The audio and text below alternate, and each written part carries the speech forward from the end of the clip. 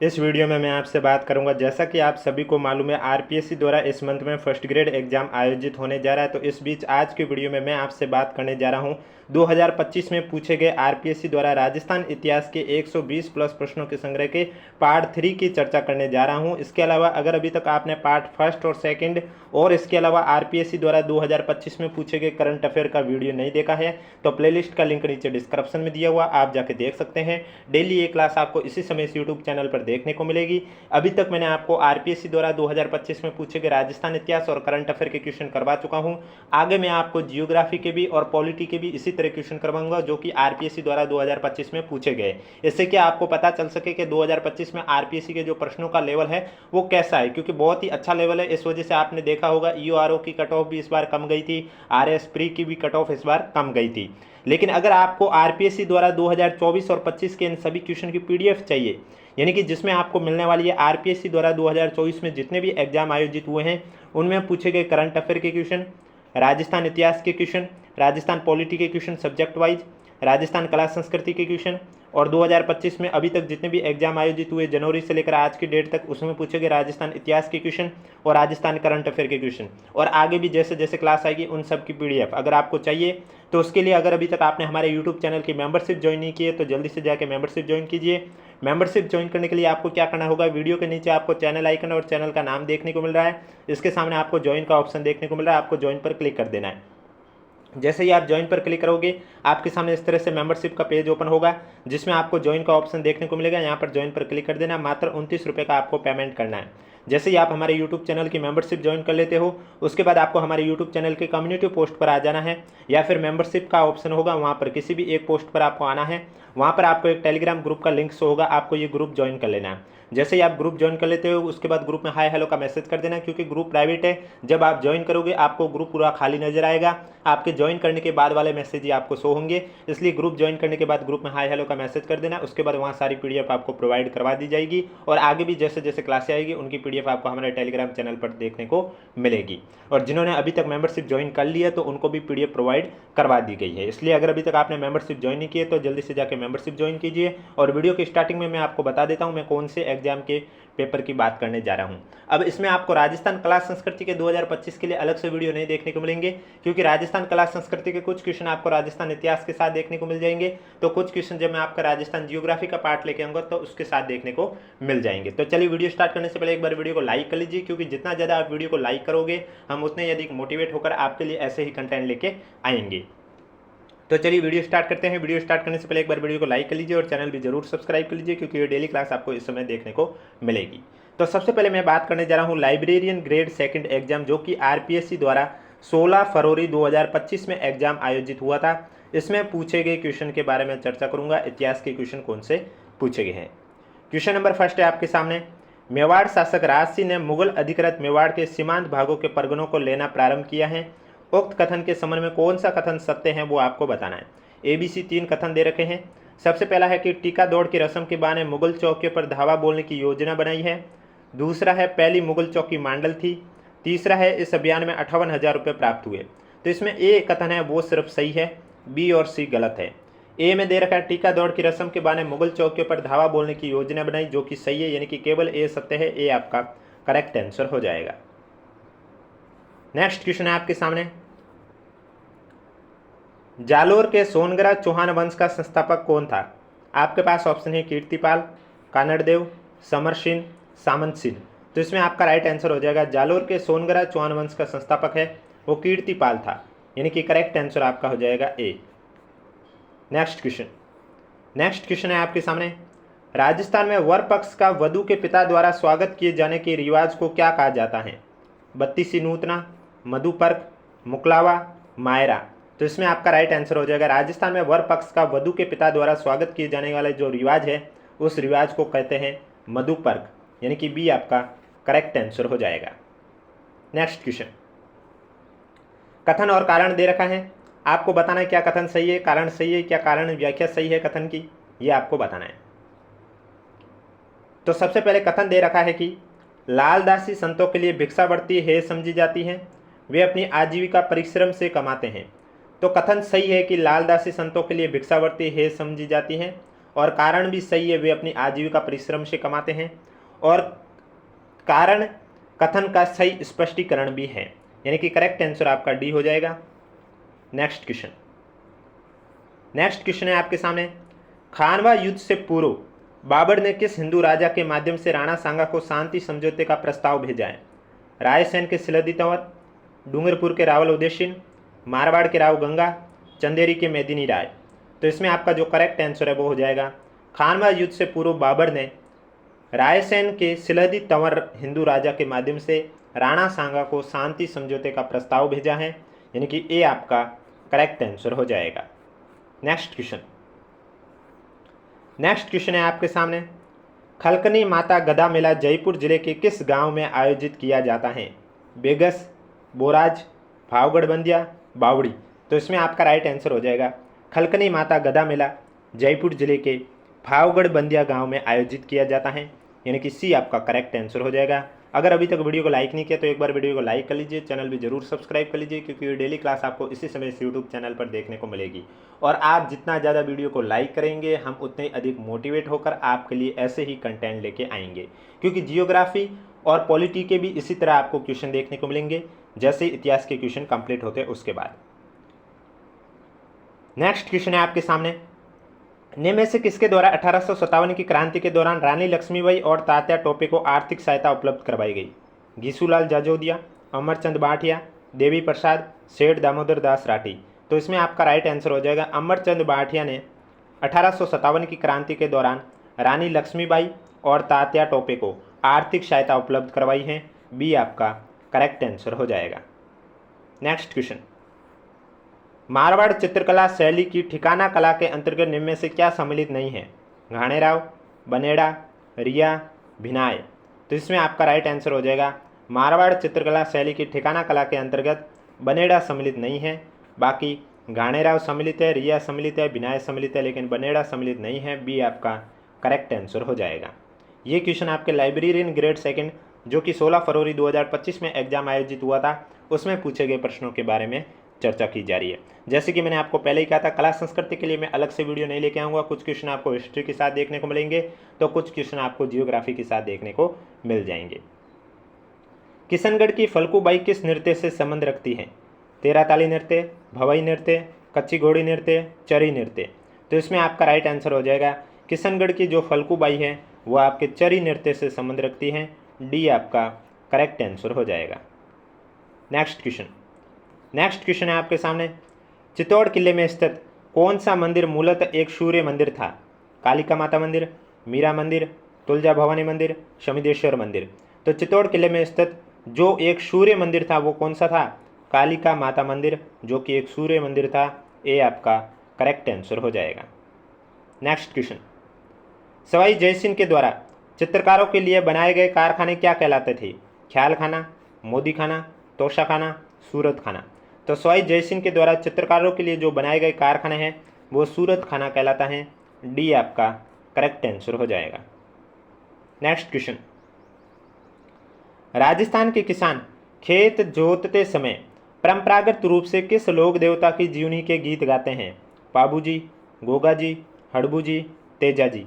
तो इसमें आपका राइट आंसर हो जाएगा, राजस्थान के किसान खेत जोतते समय परंपरागत रूप से लोक देवता तेजाजी के जीवन के गीत गाते हैं, डी आपका करेक्ट आंसर हो जाएगा। नेक्स्ट क्वेश्चन, कीचक का महल राजस्थान की किस सभ्यता से संबंधित है? गणेश्वर, आहाड़, कालीबंगा, बैराठ। तो इसमें आपका राइट आंसर हो जाएगा, कीचक का महल राजस्थान की बैराठ सभ्यता से संबंधित है, डी आपका करेक्ट आंसर हो जाएगा। नेक्स्ट क्वेश्चन, रियासतों में उत्तरदायी सरकार की स्थापना हेतु सर्वप्रथम किस संस्था का गठन किया गया? राजस्थान सेवा संघ, सद्विद्या प्रचारिणी सभा, राजपूताना मध्य भारत सभा, मारवाड़ हितकारिणी सभा। तो रियासतों में उत्तरदायी सरकार की स्थापना हेतु सर्वप्रथम जिस संस्था का गठन किया गया है वह संस्था है राजपूताना मध्य भारत सभा, यानी कि सी आपका करेक्ट आंसर हो जाएगा। नेक्स्ट क्वेश्चन है आपके सामने, एक साइड पुस्तक है और दूसरी साइड लेखक है, आपको सुमिलित करके करेक्ट आंसर बताना है। तो सबसे पहले दे रखा है अवतार चरित्र। अवतार चरित्र में आपका हो जाएगा, अवतार चरित्र पुस्तक के लेखक कौन है? नरहरिदास। अब देखो एग्जाम में अगर आप अपना समय बचाना चाहते हैं तो सुमिलित वाले क्वेश्चन आपको कैसे सॉल्व करने हैं। सबसे पहले जैसे कि आपने ए में देख लिया अवतार चरित्र नरहरिदास, ए का तीसरा, फिर आप ऑप्शन में देखोगे ए का तीसरा कितने ऑप्शन में है, ऑप्शन नंबर सी के अलावा किसी में भी ए का तीसरा नहीं है, तो आगे के ऑप्शन चेक करने की भी आवश्यकता नहीं है, आप डायरेक्ट कर सकते हैं, सी करेक्ट आंसर हो जाएगा। ऐसा करने से एग्जाम में आपका समय भी बच जाएगा, क्योंकि बी सी डी जो ऑप्शन है वो आपको चेक करने की भी आवश्यकता नहीं होगी। लेकिन यहाँ मैं आपको बता देता हूँ, क्या पता आगे एग्जाम में आपको ये वन लाइनर में पूछ ले कि अवतार चरित्र पुस्तक के लेखक कौन है, या फिर रामगुण सागर पुस्तक के लेखक कौन है, या विनय मल्लिका पुस्तक के लेखक कौन है, या फिर अण भेवाणी पुस्तक के लेखक कौन है। तो अवतार चरित्र पुस्तक के लेखक नरहरिदास हैं, रामगुण सागर पुस्तक के लेखक प्रताप कुंवरी हैं, विनय मल्लिका पुस्तक के लेखक दयाबाई हैं, और अण भेवाणी पुस्तक के लेखक रामचरण जी है। यानी कि तीसरा, पहला, चौथा, दूसरा आपका करेक्ट आंसर सी हो जाएगा, सी आपका राइट आंसर हो जाएगा। नेक्स्ट क्वेश्चन, मेवाड़ के राज चिन्ह में एक और भील और दूसरी और राजपूत के अंकन की प्रथा किस मेवाड़ शासक के काल में प्रारंभ हुई? शीलादित्य, प्रताप, सांगा, राजसिंह। तो इसमें आपका जो करेक्ट आंसर है वो हो जाएगा मेवाड़ के राज चिन्ह में एक और भील, दूसरी और राजपूत के अंकन की जो प्रथा है वो मेवाड़ शासक कौन सा है जिसके काल में प्रारंभ हुई है? आपका राइट आंसर हो जाएगा वो है प्रताप, जिसके काल में प्रारंभ हुई है, बी आपका करेक्ट आंसर हो जाएगा। एक ही आंदोलन के क्या उद्देश्य थे, इसमें आपको बताना है। सबसे पहले दे रखा है राज्य व जागीरदारों द्वारा भीलों के किसी भी प्रकार के शोषण का विरोध, राज्य व जागीर के न्यायालयों का बहिष्कार, भीलों व ग्रासियों का सामाजिक उत्थान। तो एक ही आंदोलन के ये तीनों उद्देश्य एकदम सही है कि राज्य व जागीर द्वारा भीलों के किसी भी प्रकार के शोषण का विरोध, राज्य व जागीर के न्यायालयों का बहिष्कार, भीलों और ग्रासियों का सामाजिक उत्थान, सभी सही है। जब सभी सही है यानी कि ऑप्शन नंबर डी आपका करेक्ट आंसर हो जाएगा। नेक्स्ट क्वेश्चन है महाराजाधिराज मानसिंह द्वारा निर्मित जयपुर के गोविंद देव जी मंदिर के वास्तुकार कौन थे? मानिकचंद, गोविंद दास, गोवर्धन दास, कल्याण दास। तो इसमें आपका राइट आंसर हो जाएगा महाराजाधिराज मानसिंह द्वारा निर्मित जयपुर के गोविंद देव जी मंदिर के जो वास्तुकार है वो गोविंद दास थे, बी आपका करेक्ट आंसर हो जाएगा। तो ये तो आपके क्वेश्चन थे लाइब्रेरियन ग्रेड सेकंड, जो कि 16 फरवरी 2025 को आरपीएससी द्वारा आयोजित किया गया था। अब जो मैं आपसे बात करने जा रहा हूँ ये पेपर आपके ईओआरओ एग्जाम, जो कि 23 मार्च 2025 को आरपीएससी द्वारा एग्जाम आयोजित हुआ था, उसमें पूछे गए राजस्थान इतिहास के क्वेश्चन के बारे में चर्चा करूंगा। और राजस्थान इतिहास के साथ ही आपके कुछ क्वेश्चन कला संस्कृति के भी आ जाएंगे, और इसी तरह जब जियोग्राफी के करवाऊंगा तब भी उसमें आपके कला संस्कृति के कुछ क्वेश्चन आ जाएंगे। इसलिए कला संस्कृति के लिए मैं अलग से टॉपिक आपके लिए नहीं लेके आऊँगा। और वीडियो पसंद आ रहा है तो एक बार वीडियो को लाइक कर लीजिए, चैनल भी जरूर सब्सक्राइब कर लीजिए, क्योंकि राजस्थान हिस्ट्री के क्वेश्चन आज कंप्लीट हो जाएंगे, उसके बाद आपके पॉलिटी के शुरू किए जाएंगे, और उसके बाद जियोग्राफी के भी इस तरह से क्वेश्चन शुरू किए जाएंगे, जो कि 2025 में जनवरी से लेकर आज की डेट तक जितने भी आरपीएससी के एग्जाम आयोजित हुए हैं उनमें पूछे गए प्रश्नों का संग्रह होगा। तो चलिए बात करते हैं यूआरओ एग्जाम में पूछे गए पहला क्वेश्चन, निम्न में से कौन सा मंदिर आमेर में स्थित है? आपके पास ऑप्शन है जगत शिरोमणि मंदिर, अंबिकेश्वर महादेव मंदिर, रक्त दंतिका माता मंदिर। तो इसमें आपका जो जगत शिरोमणि मंदिर है ये आमेर में स्थित है, अंबिकेश्वर महादेव मंदिर है ये भी आमेर में स्थित है, लेकिन जो रक्त दंतिका माता मंदिर है ये आपके आमेर में स्थित ना होकर उत्तर प्रदेश में स्थित है, यानी कि ये राजस्थान के अंदर ही स्थित नहीं है, उत्तर प्रदेश में स्थित है। इसका मतलब इसका जो करेक्ट आंसर है वो आपका हो जाएगा पहला और दूसरा, यानी कि ऑप्शन नंबर बी आपका राइट आंसर हो जाएगा। और पीडीएफ के लिए अगर अभी तक आपने हमारे यूट्यूब चैनल की मेंबरशिप ज्वाइन नहीं की है तो जल्दी से जाकर ज्वाइन कीजिए, जिसमें आपको 2024 के आरपीएससी के जितने भी एग्जाम आयोजित हुए हैं उनमें सब्जेक्ट वाइज पीडीएफ देखने को मिलेगी। राजस्थान इतिहास, राजस्थान कला संस्कृति, राजस्थान पॉलिटी, राजस्थान जियोग्राफी और करंट अफेयर के क्वेश्चन। इसके अलावा अब तक 2025 की जितने भी क्लासें लिए हैं, जिसमें आपको करंट अफेयर की क्लास ले चुका हूं 2025 में आरपीएससी द्वारा पूछे गए क्वेश्चन के बारे में, और इतिहास के ले चुका, इनकी भी पीडीएफ मिलेगी और आगे भी क्लासों की पीडीएफ मिलेगी। मेंबरशिप ज्वाइन कैसे करनी है वीडियो की स्टार्टिंग में मैं आपको बता चुका हूं, आप फिर से जाके देख लीजिए। नेक्स्ट क्वेश्चन है, निम्न में से किस किसान आंदोलन से कांगड़ कांड का संबंध था? शेखावटी, मारवाड़, बीकानेर, बेंगू। तो इसमें आपका राइट आंसर हो जाएगा बीकानेर किसान आंदोलन से कांगड़ कांड का संबंध था, सी आपका करेक्ट आंसर हो जाएगा। नेक्स्ट क्वेश्चन में एक साइड शासक है, दूसरे साइड वंश से, आपको सुमिलित करके करेक्ट आंसर बताना है। तो इसमें सबसे पहले दे रखा है बाउक शासक कौन से वंश से संबंधित था? प्रतिहार से। अब आप देखोगे पहले का पहला ऑप्शन नंबर बी के अलावा किसी में नहीं है, तो आगे चेक करने की भी आवश्यकता नहीं है। इस तरह से आप अपना एग्जाम में समय है वो कीमती समय अपना बचा सकते हैं। लेकिन यहाँ हमें पता चलना चाहिए आगे क्या दे रखा है। राव सिया का राठौड़ सही है, बप्पा का गुइल सही है, वासुदेव चौहान सही है, यानी कि ये तो सुमिलित ही है।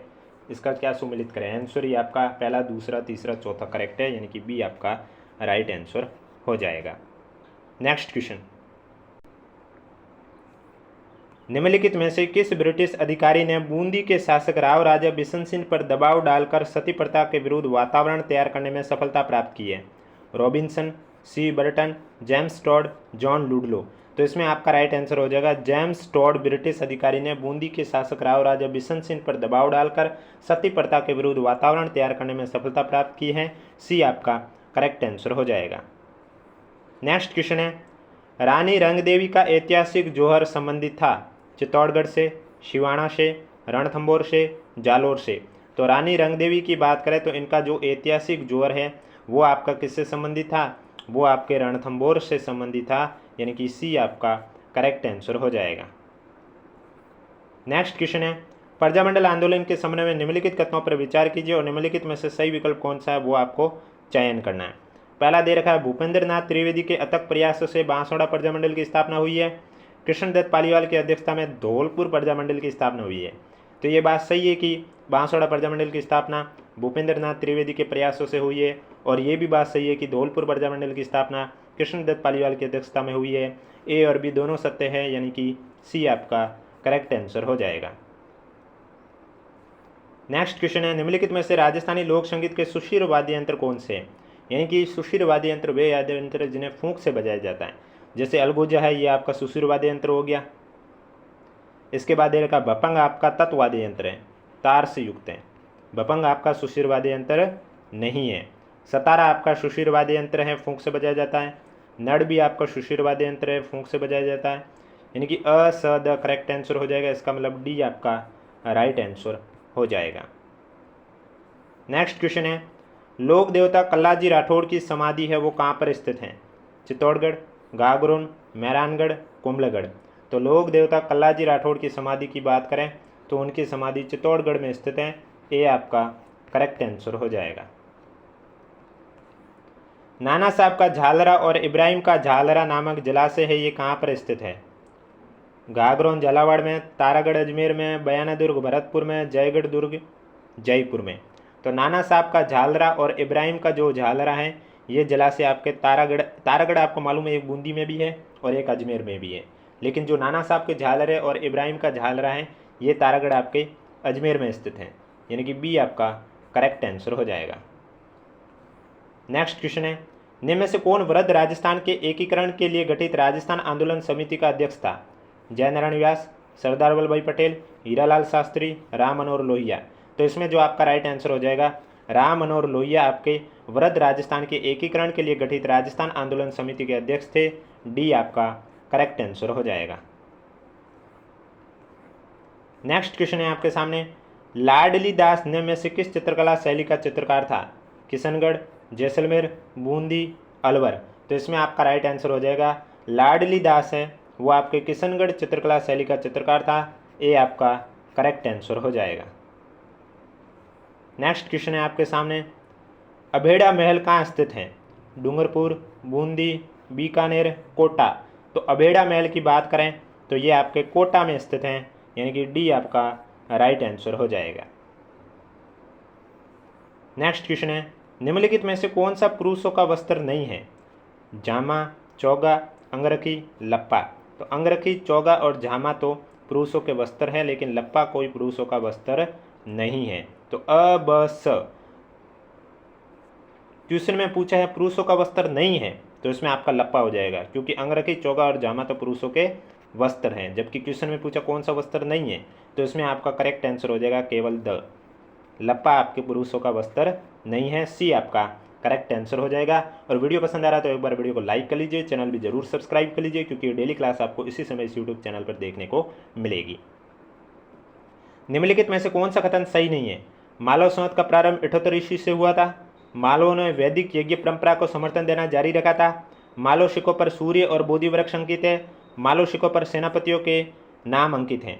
तो इसमें जो पहला दे रखा है मालव संवत का प्रारंभ 78 ईस्वी से हुआ था, यह कथन है वो सही नहीं है। बाकी तीनों ही सही है कि मालव ने वैदिक यज्ञ परंपरा को समर्थन देना जारी रखा था, ये सही है। मालव सिक्कों पर सूर्य और बोधि वृक्ष अंकित है, ये भी सही है। मालव सिक्कों पर सेनापतियों के नाम अंकित है, ये भी आपका सही है। नेक्स्ट क्वेश्चन है, निम्नलिखित में से किस मुगल सेनानायक को दिवेर के युद्ध में महाराणा प्रताप ने परास्त किया था? शाहबाज खान, सुल्तान खान, रहीम, जलाल खान।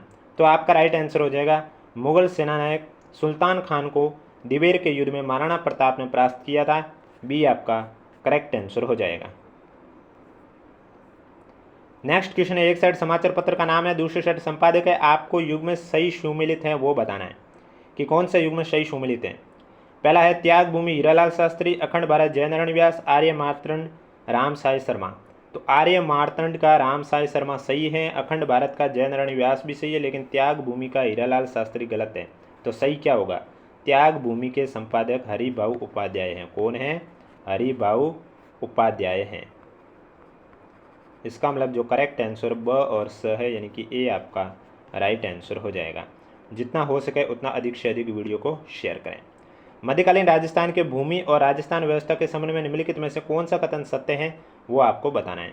सबसे पहले दे रखा है, उपजाऊ भूमि माल व पहाड़ी भूमि मगरा कहलाती थी।